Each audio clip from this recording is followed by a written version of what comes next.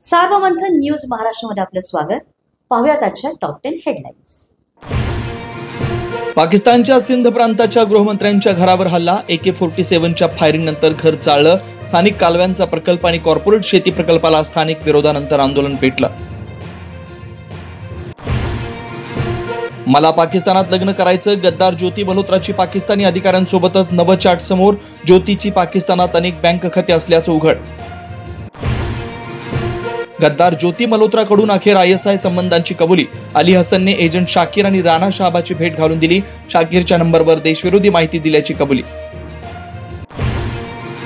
Operation सिंदूरमध्ये अग्निवीरांचा Bhim पराक्रम. पाकिस्तानी सेनेला अग्निवीरांनी दिला जोरदार दणका. 2 अग्निवीर शहीद.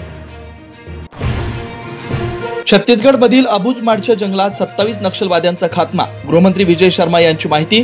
1 कोटीचं बक्षीस असलेला नक्षली संघटनेचा सेक्रेटरी राजू बसवचाही खात्मा. मुंबई पुण्यासह कोकण, मध्य महाराष्ट्र, मराठवाड्यात मुसळधार. अनेक भागात पिकांचं नुकसान. यंदा मान्सून वेळेआधीच दाखल होण्याचा हवामान खात्याचा अंदाज. अरबी समुद्रात कमी दाबाचा पट्टा. पुढील 36 तासात संपूर्ण कोकण किनारपट्टीवर मोठा परिणाम होण्याची शक्यता.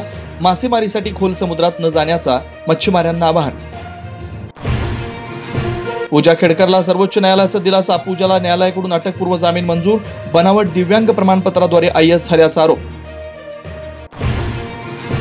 ठाण्यात शिवसेना कार्यालयातील नागरिकांवर महिलेकडून चॉपरनं हल्ला. जुन्या वादातून झालेल्या हल्ल्यात काही जण जखमी. घटना CCTVने टिपली.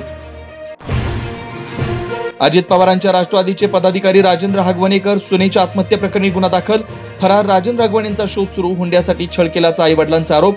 जावयाला सोनं चांदी गाडी दिल्याचा दावा.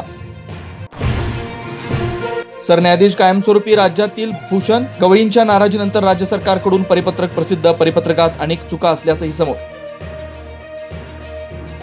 सार्वमंथन न्यूज महाराष्ट्राला लाईक करा, शेअर करा, सबस्क्राईब करा.